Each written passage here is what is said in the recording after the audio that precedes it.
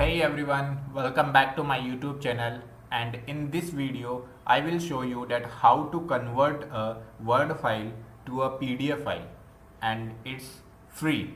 So you can easily convert your Word files to PDF files in very easy steps.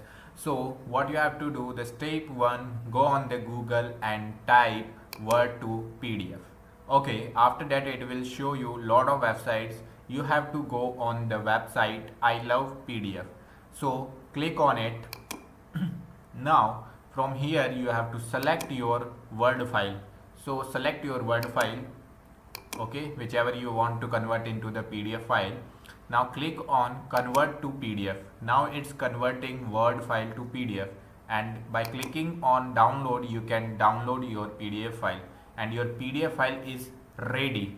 Now you can share this PDF file to anyone, and you can also view it in PDF form.